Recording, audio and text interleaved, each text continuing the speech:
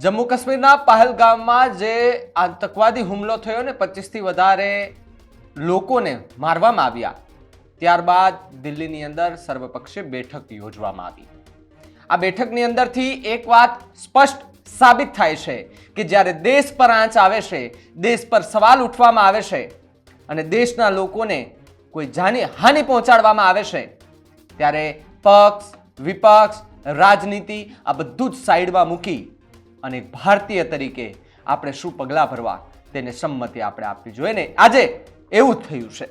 નમસ્કાર, આપ જોઈ રહ્યા છો ન્યૂઝરૂમ અને આપની સાથે હું છું ભાવિક. પહેલા તો તમે અમારી ચેનલને સબસ્ક્રાઇબ ન કરી હોય તો અમારી ચેનલને સબસ્ક્રાઇબ કરો, બેલ આઇકનને દબાવો જેથી કરીને પડે પડના સચોટ સમાચાર તમને તમારા મોબાઈલ પર તરત જ મળી રહે. પહલગામમાં થયેલા હુમલા બાદ દિલ્હીમાં ચાલેલી સર્વપક્ષીય બેઠક બાદ વિપક્ષનો સૌથી મોટો નિર્ણય જોવા મળ્યો છે. અને વિપક્ષે કહ્યું છે કે સરકારે કાર્યવાહીની વાત કરી, તમામ દળોએ સરકારનું સમર્થન કર્યું છે તેવું ખડગેએ નિવેદન આપ્યું છે. સરકારના કોઈ પણ એક્શનનું અમે સમર્થન કરીએ છીએ, રાહુલ ગાંધીએ એવું કહ્યું છે. પાકિસ્તાની સેનાએ નિયંત્રણ રેખા એલઓસીની બાજુમાં તેના સૈનિકોની સંખ્યા વધારી દીધી છે. તેણે પોતાના સંરક્ષણ દળોને પણ મજબૂત બનાવ્યા છે. સ્વાભાવિકપણે આપણે જ્યારે જોઈએ છીએ ત્યારે સરકારના કોઈ પણ નિર્ણય હોય એ સમયે વિપક્ષ અને અન્ય જે પક્ષો છે તે સરકાર સત્તા પક્ષનો વિરોધ કરતા હોય છે, કા રસ્તા પર ઉતરી જતા હોય છે, એમનું સમર્થન ન કરતા હોય. પરંતુ જ્યારે એક હુમલો થયો ને 25 થી વધારે લોકોને મારી નાખવામાં આવ્યા, એને ગોળીઓથી બીંધી નાખવામાં આવ્યા, ત્યારે ભારતની અંદર પક્ષ વિપક્ષ નેતાગીરી બધું જ સાઈડમાં મૂકી એક ભારતીય હોવાના નાતે જે સત્તા પક્ષ એટલે કે જેની સત્તા છે એ જે ઈચ્છે છે અને એ જે નિર્ણય લે એની સાથે આપણે સૌએ સહમત હોવું જોઈએ તેવું વિપક્ષે દાખવ્યું છે.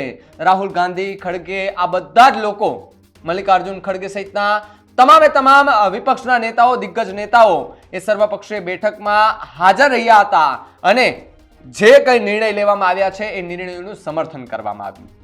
સ્વાભાવિકપણે પક્ષ વિપક્ષ મૂકી દીધા અને હવે એવું લાગે છે કે કંઈક મોટું થવાનું છે, કારણ કે એલઓસીની બોર્ડર પર પાકિસ્તાને પોતાનું સંખ્યાબળ વધારી દીધું છે અને પાકિસ્તાનને હવે એવું છે કે ભારત પાકિસ્તાન પર હુમલો કરશે. પાકિસ્તાની સૈનિકોને ફક્ત બંકરોની અંદર જ દેખરેખ રાખવાનો આદેશ આપવામાં આવ્યો છે. પાકિસ્તાન માત્ર નિયંત્રણ રેખા પર જ નહીં પરંતુ આંતરરાષ્ટ્રીય સરહદ પર પણ ભયથી ઘેરાયેલું જોવા મળ્યું છે. પાકિસ્તાની સેનાના 10 કોર્સ જેનું મુખ્ય મથક રાવલપિંડીમાં છે તેને પણ પાકિસ્તાની સેનાના વડા દ્વારા સતર્ક રહેવાનો આદેશ આપવામાં આવ્યો છે. આંતરરાષ્ટ્રીય સરહદની બીજી બાજુ અને ગુંજરવાલામાં મુખ્ય મથક ધરાવતા સિયાલકોટમાં સ્થિત ડિવિઝનને પણ સતર્ક રહેવાની સૂચના આપવામાં આવી છે. સાહેબ, વિચાર કરો કે 5 નિર્ણય લેવામાં આવ્યા છે ને આ 5 નિર્ણયના કારણે એ પાકિસ્તાનની અંદર ફાંફા વાગી ગયા છે. પાકિસ્તાનના લોકો રસ્તા પર ઉતરી ગયા છે. મોદી, શાહ આ બધાનો વિરોધ કરી રહ્યા છે, પોસ્ટરો સાથે વિરોધ કરી રહ્યા છે. રાજનાથસિંહનો ફોટો છે તેમાં ચોકડી મારીને એમનો વિરોધ કરી રહ્યા છે.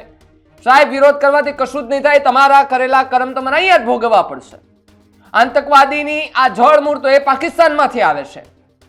તમે જ્યારે ભાઈચારાની વાત કરો છો તો પેલા આતંકવાદ હટાવો, તમે ભાઈચારાની વાત કરો તો અમે પણ ભાઈચારાની વાત કરીએ, પણ આતંકવાદ ન થવો જોઈએ, કોઈ પણ લોકોને ન મારવા જોઈએ, પણ દુશ્મની તમે કરી રહ્યા છો.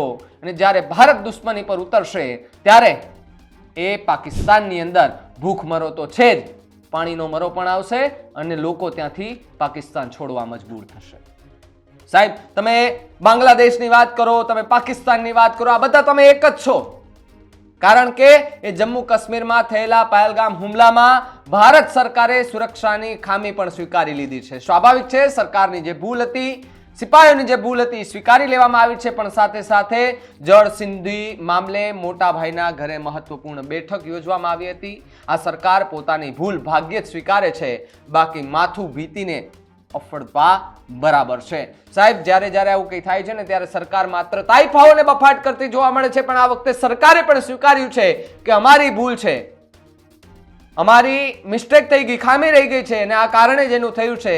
એટલે સરકારે જ્યારે ભૂલ સ્વીકારી છે તો આપણે એવું ન વિચારવું જોઈએ કે સરકાર શાંત બેસશે, પણ હવે ભારતની સરકાર અને ભારતીય આર્મી એ કંઈક નવું કરવાના મૂડમાં દેખાઈ રહ્યું છે. ભારતના નિર્ણય પર ઇટાલીના વડાપ્રધાન જોર્જિયા મેલોનીએ વડાપ્રધાન નરેન્દ્ર મોદીને ફોન કર્યો અને ઇટલીના વડાપ્રધાને પીએમ મોદીને ટેકો જાહેર કર્યો છે. આ સૌથી મોટા સમાચાર. ભારત ઉપર જ્યારે આંચ આવે છે ત્યારે વડાપ્રધાન, આપણે જોઈએ છે ને કે વડાપ્રધાન દુબઈ, અમેરિકા, ફ્રાન્સ આ બધાની મુલાકાત લેતા હોય છે, એક સંબંધ બનાવે છે.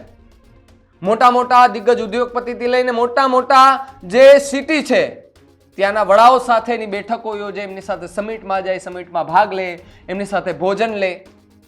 આ એક સંબંધ બનાવવા ખાતર નથી બનતો, પણ જ્યારે ભારત ઉપર આંચ આવે છે ને ત્યારે એ સંબંધો એ ભારતને ટેકો આપવા માટે જાહેર કરવામાં આવે. ભારત સરકાર ગમે તેવા પગલાં ભરશે, અમે તેમની સાથે ઊભા રહીશું. હવે સમય આવી ગયો છે આતંકવાદીઓને ઘરમાં ઘૂસીને મારવાનો. આ કોઈ રાજકીય મુદ્દો નથી, આ આપણા દેશ, આપણા લોકો અને રાષ્ટ્રીય હિતનો મુદ્દો છે. આ નિવેદન સાંસદ અસરુદ્દીન ઓવૈસી AIMIM ના જે નેતા છે તેમણે આપવામાં આવ્યું છે. અસરુદ્દીન ઓવૈસીને તમને અનેક વખત વડાપ્રધાન નરેન્દ્ર મોદીની ટીકા ટિપ્પણીઓ કરતા જોવા મળ્યા છે, પણ આ વખતે તો અસરુદ્દીન ઓવૈસી પણ એ સરકારે જે નિર્ણય લીધો છે તેને સમર્થન આપવા માટે આવ્યા છે. એટલે કે હવે એક જૂથ થયું છે, એક સંગઠન બની ગયું છે, અને આ સંગઠન વધુ મજબૂત બને ને તો પાકિસ્તાન છે ને એ ઘૂંટણિયા ભર બેસતા એને જરાય વાર નહીં લાગે.